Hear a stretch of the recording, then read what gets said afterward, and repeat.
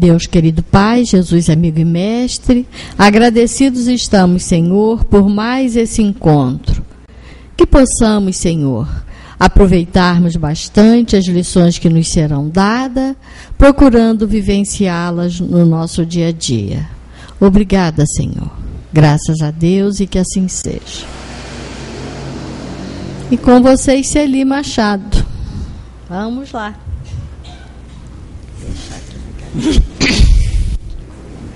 Boa tarde a todos. Cá estamos nós com sonhos, né? Com sono, não o sono do corpo, né? Nesse momento, estudando o sono e os sonhos. Nós estamos no capítulo que nos ensina sobre a emancipação da alma, né? Que é um capítulo extremamente interessante, porque nós não estamos encerrados no corpo, nós não estamos presos a um corpo. Até algumas polêmicas, às vezes, a respeito de algumas comparações que os espíritos fazem, me parece que é na Gênese, que coloca o espírito, o perispírito e o corpo. E eu não sei se é ali, eu não sei se é nesse livro, eu tenho até que procurar isso, que outro dia a pessoa ligou lá para casa para isso, mas ligou no momento que eu não podia ver, eu fiquei de ver depois e acabei me distraindo também. Que ela falou assim, eles dão um exemplo do abacate. A gente lê para trás, para frente, lê tudo, mas às vezes a gente passa por cima de algumas coisas, esquece onde que está e tudo. Então ela falou assim, porque nesse caso aí, eles colocam o miolo como espírito. Eu não me lembro de ter lido isso, eu não sei se foi ali, eu tenho até que ver a anotação que eu fiz na época para poder verificar isso. E depois eles colocam a polpa como se fosse o perispírito e a casca como se fosse o corpo humano. Eu não sei se é isso, eu vou verificar e fazer essa análise ali, né, para ver o que está acontecendo. Ela falou assim, então nesse caso, o espírito está aprisionado dentro do corpo, né? Nesse caso o espírito, não é assim. Talvez, se é que foi assim, eu não sei se existe essa analogia lá, dessa forma, não me lembro de ter visto isso, mas eu já li qualquer coisa a respeito, eu não sei se foi ali. Obrigada, Ângela, eu não sei se foi ali. Então, é só uma analogia para falar sobre até sobre essa questão da importância, né, daquela semente ali do abacate, talvez, se é que tenha essa analogia, dessa semente ali, né, daquele caroço do abacate, a polpa, né, mais delicada e a casca muito dura e o caroço não menos duro, mas contendo ali a vida, né? Porque está nele, é com ele que a gente planta para nascer o pé de abacate, né? Então, se pode ser com muda, mas o caroço, se a gente plantar, ele vai nascer. Então, como ali ele retém a essência da vida, é possível que essa analogia esteja dessa forma, né? Por esse lado aí.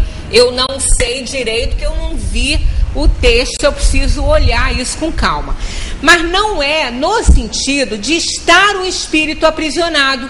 Talvez essa metáfora aí tenha sido feita com essa vista, né? Com essa interpretação de conter a vida, né? Da polpa ser mais delicada que a casca, porque é exatamente assim que acontece com o corpo físico. O espírito é a essência, é onde a vida existe de verdade e é imortal, né? Porque nós somos imortais, estamos num corpo mortal, esse corpo vai perecer, vai ser transformado no laboratório da vida, não importando o destino que se dê a ele, né? Tanto faz pela terra como pelo fogo, né? É uma roupa. Então isso não importa. Então, como no abacate acontece isso, eu não acho que se tiver realmente essa analogia lá, eu vou dar uma olhada. É até uma falha minha não lembrar disso lá, porque a gente lê o tempo todo, né? Mas eu leio, às vezes, algumas outras coisas que fazem referência também à obra de Kardec, então pode ser que eu não tenha visualizado onde exatamente que está isso. Mas se tiver, é assim mesmo. Essa analogia é muito boa, não está ruim, não. O caroço contendo a essência da vida, né, simbolizando ali o espírito, a polpa mais delicada que a casca, mostrando assim também a fluidez desse perispírito, né, que ele é constituído de fluidos, e a casca mais dura, que é o corpo, que é essa armadura que nós carregamos, mas não com vistas ao formato dele, não é? Apenas a significação dele, não ao formato, que o caroço está lá no meio, aprisionado dentro do corpo. Não está, né? Não é com esse ponto de vista que nós devemos analisar essa metáfora aí, não, né? E sim pela significação e pela semelhança, similitude com a situação.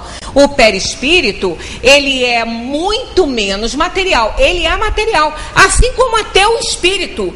Os espíritos dizem que para eles, é também um tipo de matéria que a gente não conhece, né? Que nós não conhecemos. Para nós, nunca, né? Nem o perispírito para nós é matéria, mas ele é. O perispírito é de uma matéria essenciada. O espírito é de uma matéria quintessenciada. Não é? Porque o perispírito, ele é feito dos mesmos elementos que o corpo físico, só que modificado, transformado, fluidificado, enquanto que o corpo está materializado. Isso dependendo da forma, a gente já falou aqui, dos átomos se agregarem, da maneira como eles se juntam ali para fazer este ou aquele tipo de matéria, né? Nós, inclusive, eu até pedi ao Abel, eu não mandei para ele esse endereço que eu vou mandar para a gente ver isso aqui, né? Eu queria ver se eu conseguia traduzir aquilo ali para poder ficar mais fácil, que é rápido e é legendado. Um físico falando sobre isso, né? Que o que compõe o nosso corpo é o que compõe o universo. Nós somos do universo, e Carl Sagan já falava isso, que nós somos estrelas, né? O carbono, ele é o mais presente nas estrelas, né? No núcleo das estrelas, do Sol, carbono, e nós temos carbono no nosso corpo, no nosso mundo, né? Então os gases que aqui existem no universo. E o carbono, para a gente sempre gosta de dar esse exemplo, para a gente ver como que é o laboratório da natureza, né? Enquanto nós precisamos daqui, ó, para fazer essa água aqui, quando ela evapora, se ela for decomposta, né? Nós vamos encontrar 2 partículas de hidrogênio e uma de oxigênio. São 2 gases que, quando se juntam, eles reagem quimicamente e fazem essa substância vital, né? Que quando ela é decomposta, ela vira hidrogênio e oxigênio. Tanto que a gente não é H2O. O H é o hidrogênio, 2, porque são 2 partes de hidrogênio, e o O de oxigênio. Às vezes a gente fala H2O, mas, né, só falando, mas é isso mesmo, é H2O, que quando ela é decomposta, ela sai desse estado líquido que ela se encontra aqui, virando gás de novo, nós vamos encontrar as 2 partículas de hidrogênio e uma de oxigênio. Então isso aqui, né, é uma química, né, é uma harmonia química de 2 gases. O carbono purinho, né, o carbono purinho, ele faz uma infinidade de coisas. O carbono puro, sem associar nada. Aqui nós temos 2 associados, mas o carbono purinho, e o que mais o exemplo que a gente pode dar disso aí, mais perto de nós, é a pontinha do lápis e o diamante, né? Carbono puro. ali, se fizer a decomposição de um diamante, e se fizer a decomposição a transformação, né, de um lápis, da pontinha do lápis, do grafite, só vai ter carbono. Se queimar, né, se incinerarmos um diamante e incinerarmos uma pedra de grafite, que faz a pontinha do lápis, uma é preta e o diamante é translúcido, ao incinerar esses dois, nós vamos encontrar só carbono, purinho.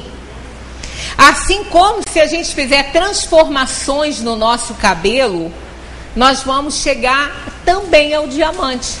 Dependendo da quantidade de calor que se colocar nisso aí, até eu já contei para vocês que o Pelé mandou fazer um diamante do cabelo dele, né? O Pelé. Isso não é uma coisa difícil, ele não tem muito valor, né? Porque ele não é o diamante da natureza, ele foi fabricado, então ele não tem um valor assim alto em termos de dinheiro, mas, né, em termos de significado, sim. Então o nosso cabelo é carbono purinho, né? Aqui no nosso cabelo, se ele for incinerado a uma temperatura muito alta, e ele vai, aí são uma série de transformações para fazer, para dar esse resultado, ele também vira um diamante. Então olha só, purinho, né? Um carbono purinho, sem nada. Então nós estamos num universo, né, que está todo integrado, que interage. Então o espírito, isso é o que nós conhecemos. O espírito, para os espíritos, ele é uma matéria, mas totalmente, né, desconhecida de nós. E o perispírito também. Tanto que o perispírito, que é esse fluido, não é, com o qual o espírito interage na matéria, esse permanece após a morte do corpo. Mas ele também é feito desses gases também, esses fluidos, a combinação disso aí, que dá a ele uma eterização muito grande, né? Enquanto que no corpo nós temos essas moléculas desses gases agregadas, isso significa que a gente não pode passar por uma parede. São moléculas que estão agregadas ali, então existe uma matéria densa e ela não passa pela parede. No perispírito, esses gases se arrumam de uma forma diferente, que dá a ele essa possibilidade de não ter nada que sirva de obstáculo a ele. Ele é mais fluídico, então não há agregação desses átomos, não há isso. Então é a maneira disso tudo se arrumar. Por isso que é muito fácil para o espírito entrar nos ambientes, porque nada é obstáculo para ele. A única coisa que segura um espírito é a elevação moral, se ele for inferior. É a elevação moral de quem está se impondo. É quando Jesus ordenava, né, que os espíritos imundos, eles usam esse termo, né, para poder conotar isso aí, a qualidade dessa alma. Então, Jesus ordenava, eles saíam. Tanto que eles perguntavam: o que tens contra mim, Jesus? Querem a minha ruína? Queres a minha ruína? Né? Então, é isso aí, é a única coisa que pode servir de obstáculo a um espírito, é a elevação moral, né? É a superioridade moral de uma alma. Essa não tem como ele transpassar. Por isso que a gente sempre fala, no domingo fizemos aqui uma palestra sobre obsessão, e eu acho que vocês já conhecem, já devem ter visto que ela a escadinha já veio para cá várias vezes, só que cada vez que a gente fala essa tal escadinha, estão acontecendo coisas diferentes na nossa vida, no mundo. Então nós vamos dando novos enfoques. Agora a escadinha é ela, tá lá. Assim como os 10 mandamentos que Moisés trouxe aí há muitos anos, né, muitos séculos, né? Quer dizer, tá aí. É o mesmo, continua sendo aquilo lá. Não devemos matar, não devemos mentir, não devemos adulterar. Não mudou. porque isso, né? Isso faz parte da superioridade da alma, né? Essas coisas que nós não devemos fazer, só a alma superior ela não faz. Mas isso não mudou, né? Porque aquilo que é verdadeiro, aquilo que são leis de Deus, aquilo que é universal, isso não vai mudar, né? Embora a cultura possa abraçar dizendo que pode, mas não significa que possa pela lei de Deus, né? As culturas podem, as leis humanas podem validar, mas Deus não valida. Assim como a pena de morte, né? Por pior que seja o crime de alguém, a pena de morte, ela é contrária à lei de Deus. Ela é contrária. Porque essas coisas acontecem no mundo, são esses mundos inferiores como o nosso, que isso tudo faz parte desse contexto todo, né? São provações, expiações, isso faz parte desse conjunto kármico que a gente traz quando a gente vem para o mundo, quando a gente aqui reencarna. Então o espírito se emancipa levando consigo esse corpo espiritual, seja desencarnado ou ainda encarnado. Desencarnado não volta para o corpo, e ainda encarnado ele se emancipa, entra na dimensão espiritual, porque é por isso que nós somos seres, segundo o doutor Décio Iandoli, que é um estudioso da doutrina espírita. Eu gosto muito de ouvir, às vezes eu procuro palestras dele para ouvir. Eu usei muitos dados dele numa palestra que fizemos aqui. Na época eu dei os créditos a ele. Quem sou eu para conhecer aquelas coisas, principalmente porque isso está dentro da medicina que eu não conheço nada, né? Então eu usei muito e dei os créditos a ele, porque alguns dados ali eram dele, né? De entrevistas dele também, e ele sempre falou que ele tem inclusive acho que um livro que tem esse nome, que nós somos seres transdimensionais. Esse termo é dele. Nós somos seres transdimensionais, porque nós temos um corpo físico que pertence à matéria e somos espíritos que pertencemos à espiritualidade. Então nós vivemos nessa transdimensão, né? Ora estamos no corpo físico, ora estamos na dimensão material. Quando em vigília, como todos nós estamos aqui agora, estamos na dimensão material, e também vivemos na dimensão espiritual quando nos emancipamos, quando deixamos o corpo adormecido e não morto, adormecido. Então, nesse momento, o homem é um ser transdimensional, porque ele tem o corpo, o perispírito e o espírito. O espírito comanda o perispírito para que ele possa interagir com o corpo físico, já que o corpo físico é denso demais, são moléculas agregadas, grosseiras, e o corpo espiritual é quintessenciado. Então, para haver essa ligação, tem que haver um elemento aí intermediário que tenha características do corpo físico e características da parte espiritual. Por isso ele é semimaterial e o espírito fica com ele, porque é ele que dá a identidade desse espírito. É assim que quando nós nos fazemos visíveis aí para o mundo físico, quando desencarnamos, é com esse corpo espiritual. Então nós seremos vistos como somos hoje. Ao desencarnarmos, todos nós aqui ao desencarnarmos, nós permaneceremos com essa aparência até que reencarnemos novamente e tomemos uma outra aparência. E o fluido, esse corpo espiritual, não muda nesse momento não. Ele só vai se transformar, ele vai tomar outro formato. Mas ele continua sendo aquele perispírito que nós temos, que a cada encarnação vai se purificando, vai melhorando. Só por conta do não retorno do espírito a esse mundo aqui, ele já evoluiu, já se aperfeiçoou, não vai mais reencarnar na Terra.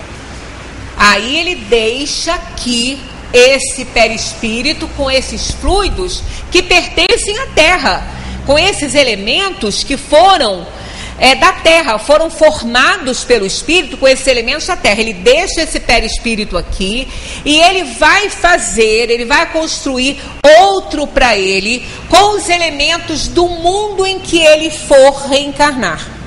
Então, se ele for reencarnar em Júpiter, por exemplo, Júpiter é um planeta muito mais evoluído que a Terra. Júpiter é um planeta regenerador na escala dos mundos.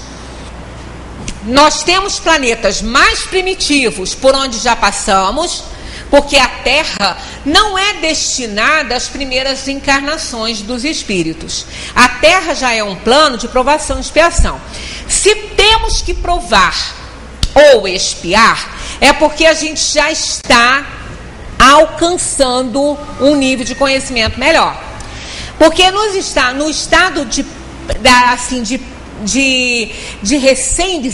recém-feito pelo Criador, nós somos feitos simples e ignorantes, nós não temos conhecimento de nada, a gente não sabe nada, a gente não tem conhecimento do mal, nós temos a essência do bem, mas somos constantemente invadidos pelas influenciações boas e ruins, porque isso faz parte do universo. Então nós não encarnamos na Terra pela primeira vez. Os espíritos disseram que isso pode acontecer, mas é muito raro. Nós já passamos por mundos primitivos e estamos nesse, que é a provação e expiação, porque necessitamos de provar e de expiar. E só tem que expiar quem errou, né? Quem cometeu erros. Tem que consertar os erros do passado. Então, erros que a gente já deve ter, que a gente com certeza cometeu, porque é muito raro também, segundo os espíritos, passarmos das mãos do Criador, na simplicidade e na ignorância, até a perfeição, sem nunca termos errado, sem nunca termos usado mal o livre-arbítrio que Deus nos presenteou.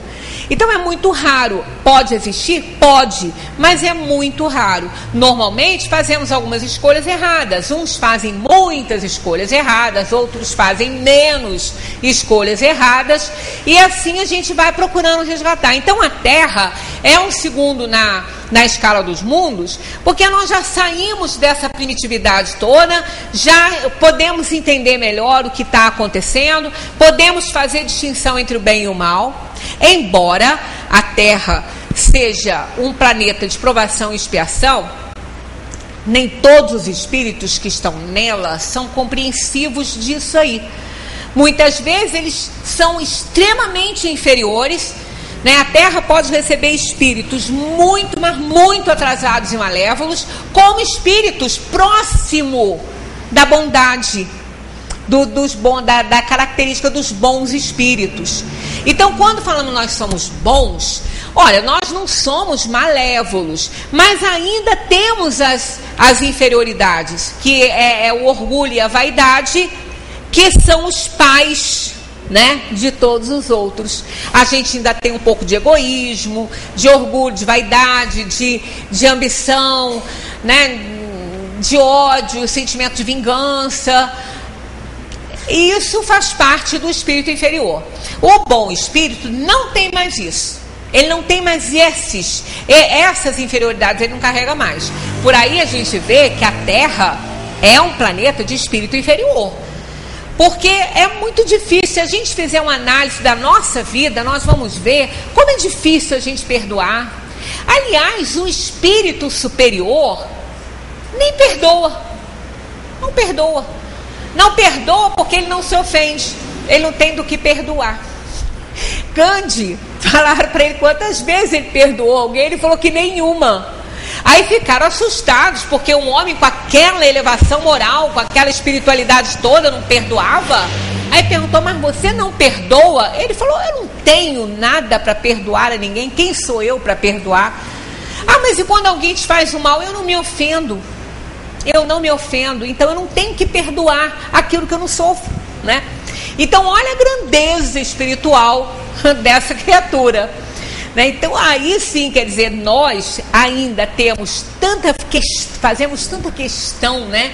Que a pessoa se desculpe, que a pessoa se venha pedir perdão pelo que fez, porque a gente está carregando aquela pedra da mágoa gigantesca no peito, como se o perdão que aquela pessoa vem pedir fosse tirar aquela pedra do nosso peito. Não vai, não. Porque aquela pessoa que vem pedir perdão, ela não tem esse poder. Ela pode pedir o perdão e a gente pode até perdoar, mas se nós não limparmos a nossa mente, não fizermos um trabalho de realmente deixar essa mágoa sair e perdoar sinceramente, e não daquele jeito, eu te perdoo, mas você não cruza mais o meu caminho não, tá? Se eu estiver aqui, você passa lá. Isso não é perdoar. Isso não é perdoar. Perdoar é esquecer. É esquecer. É esquecer que houve. Então, como nós somos tão pequenos ainda, que a gente tem necessidade que a outra pessoa venha se desculpar conosco, para a gente ter o gostinho de dar ou não o nosso perdão. E quando dá, é nessas condições que eu estou falando. É difícil demais. Então, nós somos espíritos inferiores. Então, quando a gente desencarna, o espírito que já está na beira, né, já está no último degrau ali da inferioridade, quer dizer, subindo, né, já perdeu toda a sua inferioridade, ele já está lá em cima, ele vai adentrar a característica dos bons espíritos. Ele não vem para a Terra, que ele não tem mais que espiar nada. Ele tem que provar, mas provar, ele vai provar em mundos regeneradores. Então, o que faz um espírito vir para cá, um bom espírito reencarnar aqui? Porque temos muitos, segundo os espíritos, tem muito mais espíritos bons encarnados na Terra do que a gente possa imaginar. Eles vêm para nos ajudar. Eles vêm para servir de exemplo. São espíritos que vêm para nos auxiliar. Eles se oferecem para isso. Vêm para esse mundo. Por isso que às vezes a gente vê pessoas que normalmente eles são pessoas que vivem muito, de uma forma muito simples, né? Muito desprovida de bens materiais. Eles não correm atrás disso. E quando eles têm esse poder, é para influenciar mesmo uma sociedade, né? Quando eles têm um poder maior de aquisição, né, de bens, para poder ajudar mesmo. Quando a gente convive com pessoas que a gente vê a grandeza de alma dessas pessoas, realmente é um bom espírito que está ali. Ele não tem mais vaidade, ele não tem mais orgulho, ele não tem mais nada disso. Está vindo para ser um modelo, né, de aperfeiçoamento para a gente. Então, quando o espírito se emancipa, ele leva aquele corpo espiritual que é com ele que ele vai interagir, com ele que ele vai aparecer. Então, Kardec pergunta aqui: durante o sono, a alma repousa com o corpo? Essa foi a questão que nós, né, terminamos na semana passada, e eles responderam que não, que realmente é o momento que o espírito entra na dimensão espiritual. Já que somos transdimensionais, precisamos das duas dimensões. Aí na 402, que foi o dever para casa, lembra? Tomara que tenham lembrado, né? Como podemos julgar da liberdade do espírito durante o sono? O sono, gente, o sono e os sonhos é um mistério para a medicina.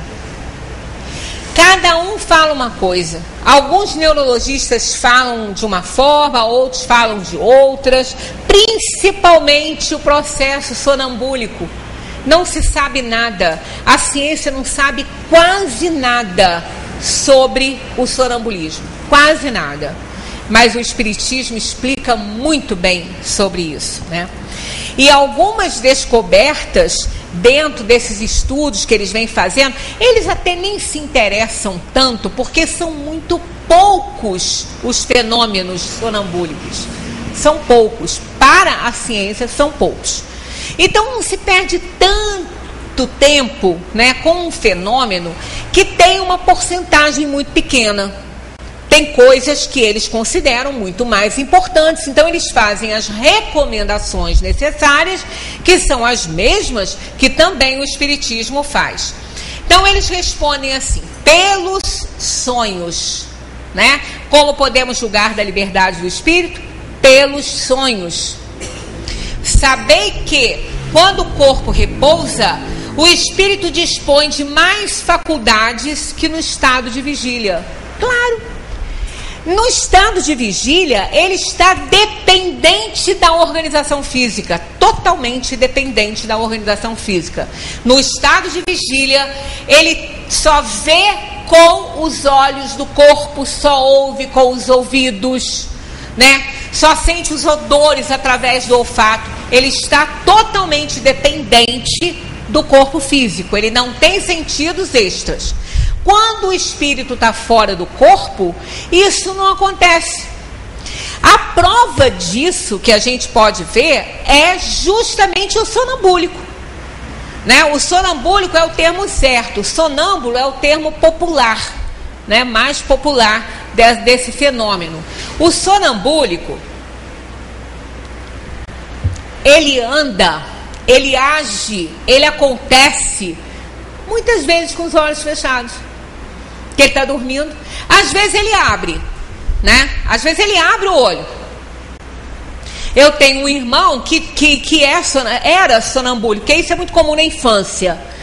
Na adolescência fica um pouco, na idade adulta é muito raro. E quando acontece na idade adulta, esse fenômeno permanece na idade adulta, ele vai para sempre. Até a velhice ele acontece. Mas é raro, é muito raro um sonambúlico adulto. Normalmente é até a adolescência que eles ficam andando, né? Levantam, agem, acontecem. No adulto é muito raro, mas acontece, mas são fenômenos raros. Então o meu irmão, por exemplo, ele ficava de olho aberto. Ele abria, olhava, mas não via nada. Que a gente está falando com ele, não via ninguém ali, o olho estava aberto. Às vezes ele tinha esse fenômeno com o olho fechado, às vezes com o olho aberto, e isso para ele era indiferente, porque ele não estava vendo através dos olhos. Tanto que quando vocês podem ver quem tem esse fenômeno por perto e pode fazer alguma análise, eles não nos ouvem. Daí a dificuldade de acordar um sonambúlico, porque ele não ouve a gente. Ele não está interessado na gente, ele não está vendo o que está acontecendo. Por isso que ele pula de uma janela, né? Por isso que ele sai, ele vai, ele se mata. Ele se mata. Mata o corpo, né? Porque ele não tem noção, ele não está vendo os obstáculos. Para ele, não é um obstáculo, porque a alma, ela está emancipada do corpo na sua consciência. Ela apenas se utiliza do corpo. Por isso que ele não vê, você pode chamar um sonambúlico, ele não te responde. Isso, tem vários estados sonambúlicos. Existem os sonambúlicos mais emancipados, que atendem não ao que se pergunta a ele com relação ao espaço, mas ele consegue interagir com alguém. Porque é um estado mais avançado de sonambulismo. O mais comum é aquele que não interage. Ele utiliza o corpo como um espírito se utiliza do corpo de um médium para ele se manifestar e para ele agir de alguma forma. Então essa é a prova de que realmente o sono é uma atividade da alma. Isso acontece muitas vezes no início, naquela fase mais superficial do sono.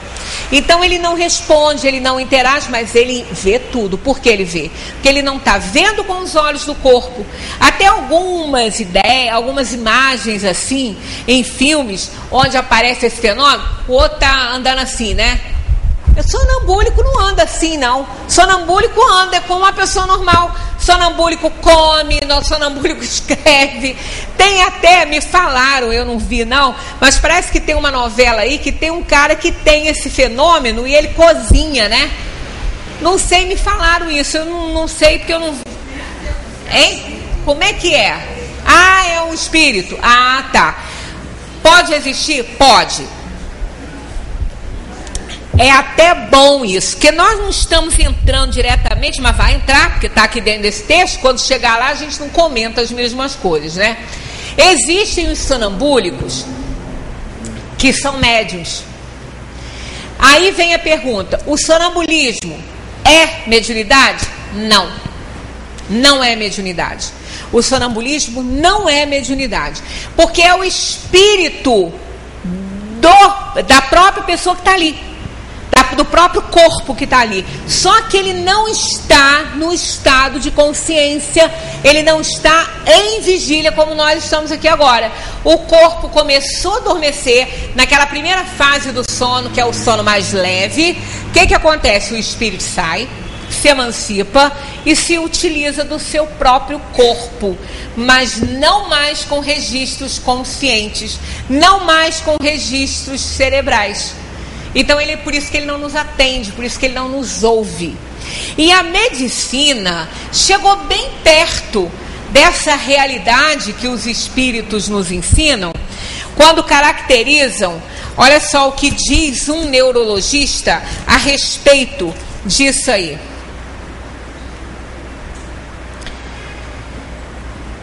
O psicólogo João Alberto Barreto, diretor-presidente do Centro de Orientação Psicológica e professor da Universidade de Santa Úrsula, explica que no quadro das neuroses, esse comportamento é considerado um fenômeno dissociativo. Olha que interessante. O que quer dizer isso? É que o indivíduo não estabelece uma relação entre sua consciência e a resposta motora. Tá vendo? Esse é um fenômeno dissociativo. Quer dizer, ele não sabe o que ele faz. O corpo não está registrando absolutamente nada. Há uma separação. A mente e o corpo estão separados, estão dissociados, não estão interagindo. Então eles, sem querer, chegaram bem perto, né? Quer dizer, sem querer não, porque isso faz parte de estudo. É analisando o comportamento de um sonambúlico, é que eles viram, ele não tem consciência do que faz. Se ele não tem consciência, a sua mente está desassociada do corpo. Ela está fora. Agora, aí que está. Eles explicam isso pelas doenças, pelas psicoses neurais, eles explicam isso, porque isso aí mostra a existência do espírito e da matéria. É fácil, mas eles não têm esse foco. Então eles tentam levar isso para as neuroses, tanto que ele continua falando aqui, ó. Todos os fenômenos dissociativos estão enquadrados na neurose histérica. Nesse caso, se inclui a amnésia. Em função de algum trauma emocional, a pessoa perde a consciência de toda a sua realidade e de sua identidade, não relacionando o passado com o presente. Para o psicólogo, considerar o sonambulismo um fenômeno histérico obedece a uma classificação apenas descritiva do campo das neuroses. Isso significa que o sonambúlico age de maneira normal, sem ser neurótico, e reciprocamente nem todo neurótico é sonambúlico. Então eles tentam explicar da maneira mais difícil. Para mim é difícil entender aquilo ali, mas é muito fácil entender que o espírito se ausentou do corpo e pega o corpo como um objeto qualquer para ele fazer o que ele bem entende. Então isso significa que a mente está lá desassociada do corpo físico. A casa mental está lá, que é o corpo, mas a mente não está. Ela está fora. Aí se ela está fora, ela pega o corpo e age. Mas ela faz o que ela quer. E ela não vê obstáculos, porque para o espírito, escada não é um obstáculo, uma janela não é obstáculo, porque o espírito não anda, não tem perninhas, né? Quem tem é o corpo. E como ele está usando o corpo, ele não tem essa noção de perigo. Por isso, quem tem sonambúlico em casa tem que colocar grade em janela, tela na janela, na varanda, fechar a porta e tirar a chave, porque eles abrem. O meu irmão abriu, a chave estava na porta, ele abriu a porta e saiu. Mamãe acordou no meio da madrugada, eu era jovem ainda, eu devia ter uns 12 anos naquela época, ele era menor, ele é 5 anos menos que eu. Aí a mamãe falou assim, seu irmão não está, ela me acordou, seu irmão não está na cama, a porta está aberta. Aí que a gente já tinha passado por algumas experiências dele andando pela casa, e a gente não tinha conhecimento nenhum disso. A mãe falou, ele saiu, foi para onde? Ela entrou em pânico. Eu falei, vamos atrás, né? Vamos sair também. Aí fomos as duas doidas pela rua de madrugada atrás dele, fomos encontrá-lo a mais de 1 quilômetro da casa. Andando, como se estivesse acordado. Aí a gente chamou, nada dele acordar, nada dele nos ouvir. Aí a gente virou e fomos andando com ele para casa de volta. Chegou lá, ele deitou, dormiu e no outro dia não sabia nada, né? Então é perigoso sim. Quem tem esse fenômeno sonambúlico tem que ter, quem tem esse fenômeno em casa tem que ter cuidado. Colocar grade na janela, nas varandas, em tudo que é lugar. Esconder a chave, tranca e tira. E esconde, porque eles vão abrir. Se ela ficar na fechadura, eles vão abrir. Se ela ficar em cima do móvel, eles não vão nem pegar. Mas se ela estiver na porta, eles vão abrir.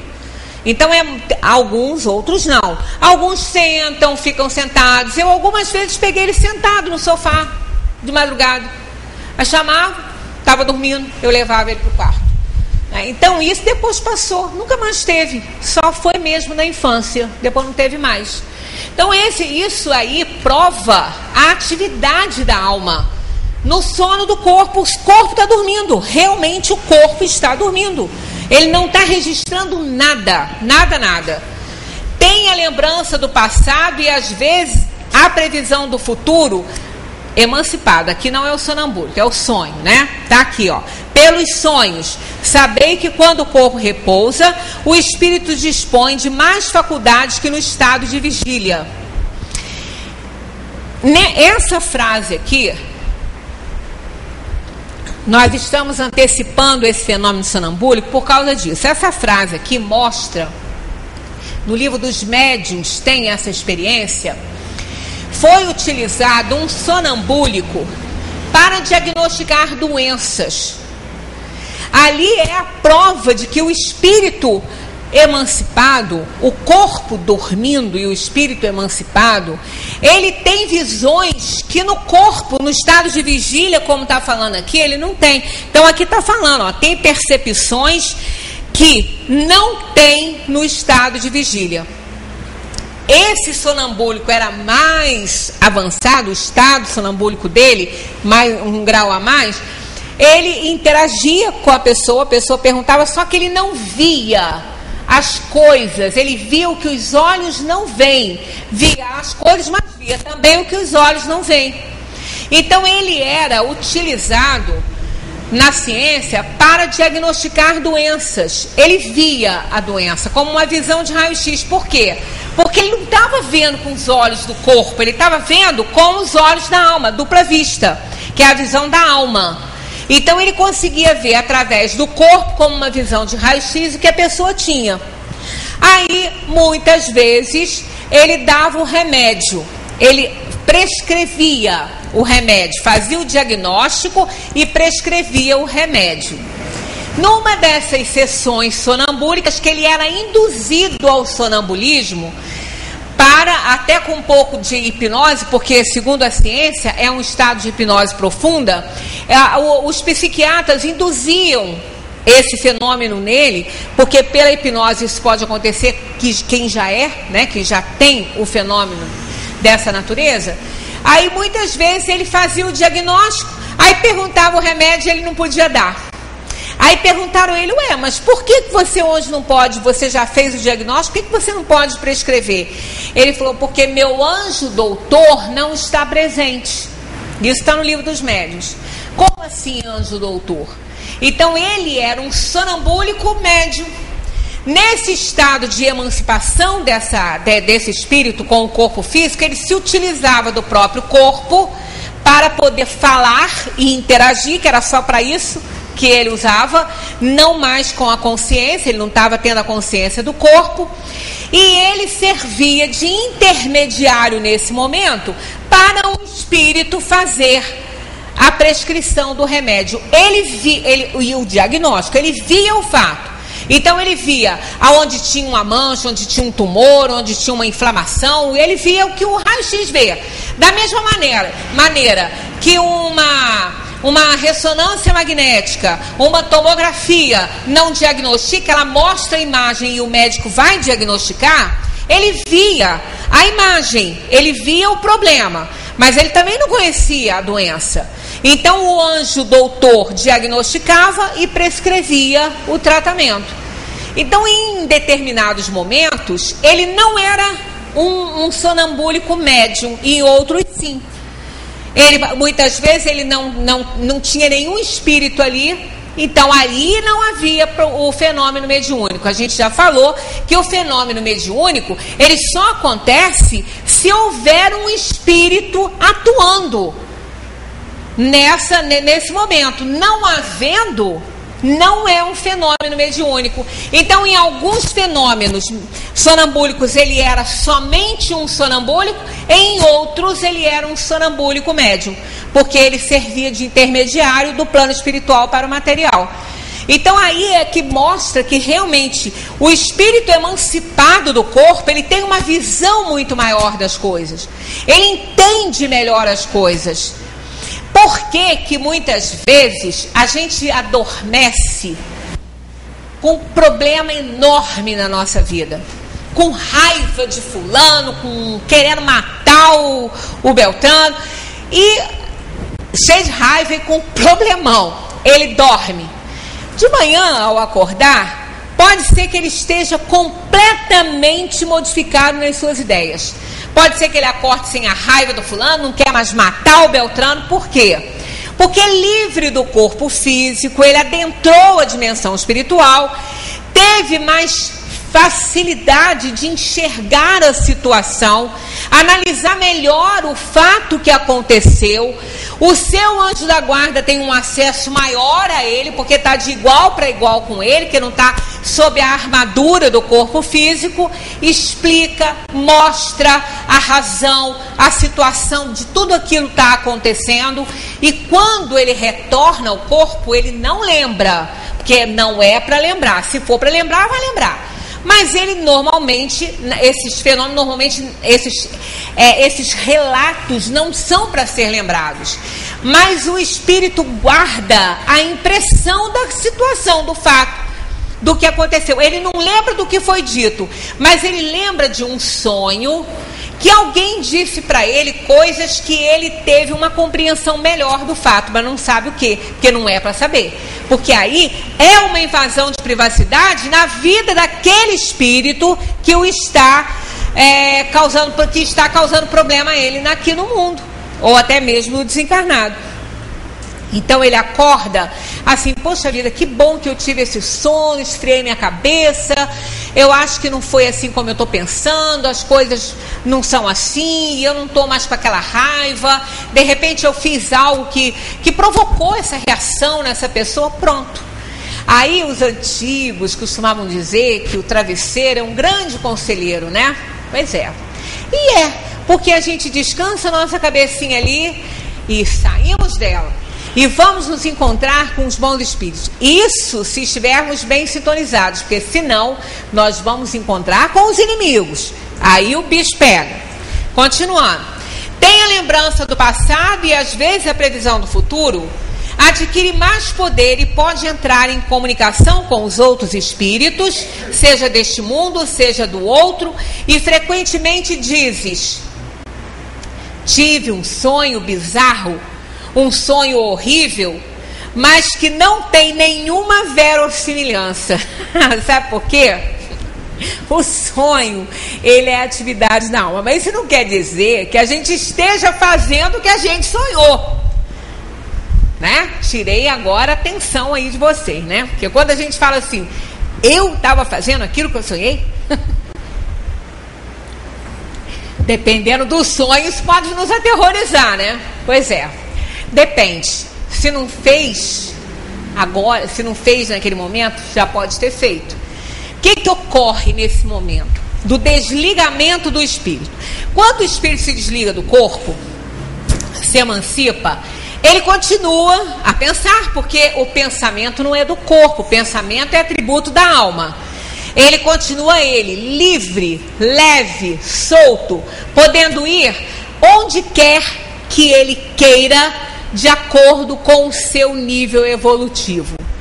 Então ele pode ir a qualquer mundo do universo que esteja no seu nível evolutivo. Ele não pode ir a um mundo melhor, mas no seu nível de evolução, ele viaja na velocidade do pensamento. E como nós nunca fomos melhores do que somos hoje, fomos piores, fizemos coisas horrorosas, com certeza, né? Porque nós não somos recém-criados, né, pelo Criador, nós já vivemos e vivemos dezenas e dezenas aí de encarnações. Podemos ter feito coisas que, se a gente visse, soubesse, iríamos nos aterrorizar por termos feito essas coisas, né? Aí o que ocorre? Ao se emancipar, a casa mental, isso já é o cérebro, tá? A casa da mente. A mente é o espírito, o cérebro é a casa desse espírito, a casa dessa mente enquanto ele está encarnado. Vamos imaginar que ela tenha 3 andares. Um prédio de 3 andares. Então, embaixo, o térreo, é o subconsciente. Mais em cima, o primeiro andar, vamos subir um prédio de 3 andares. O primeiro andar é o consciente. E o terceiro andar, o segundo no caso, né? Porque térreo, primeiro e segundo. O segundo seria lá o superconsciente. No térreo estão armazenadas as realizações passadas.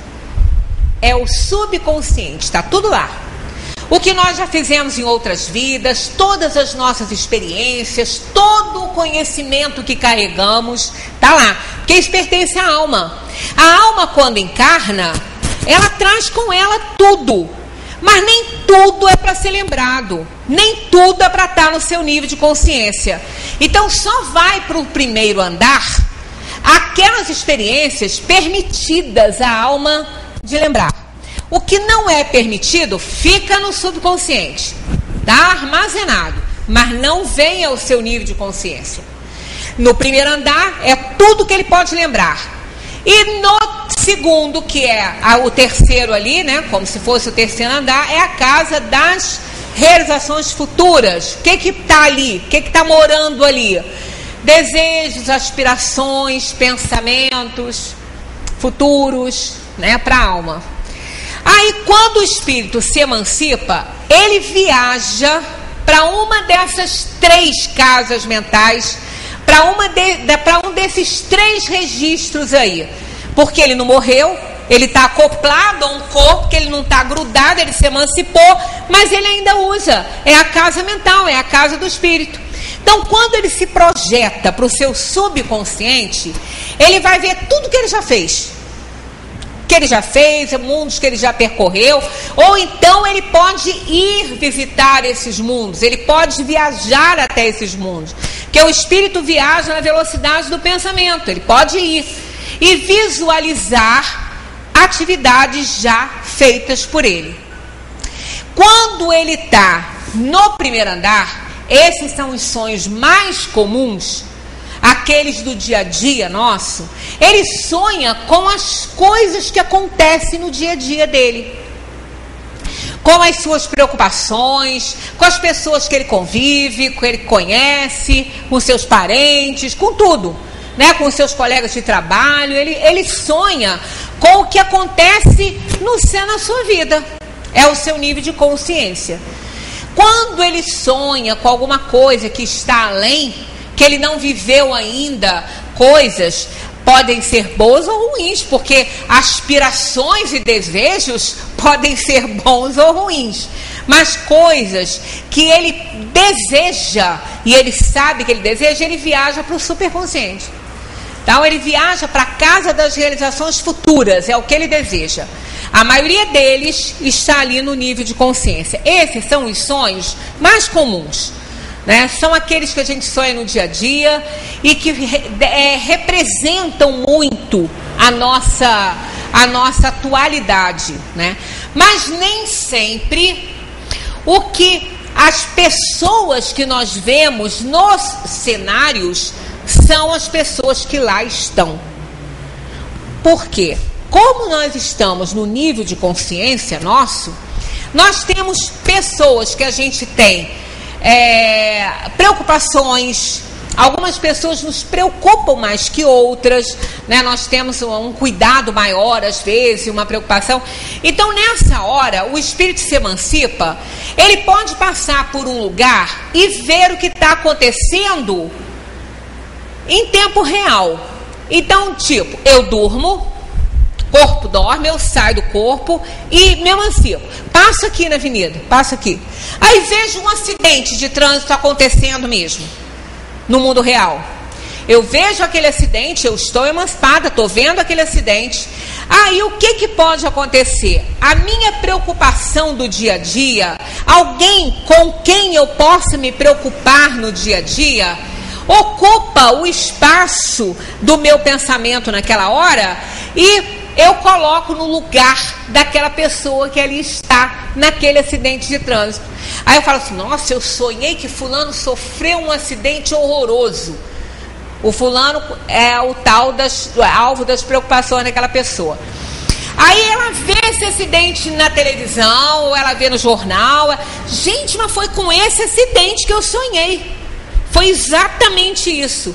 Aí ela vai ver, a pessoa não é a pessoa que ela se preocupa. Ela que na hora, na consciência dela, ela botou ali naquele momento, porque ela tem medo, ela tem receio que isso aconteça com aquela pessoa. Então, aquele personagem do acidente, para ela, passa a ser a pessoa das suas preocupações.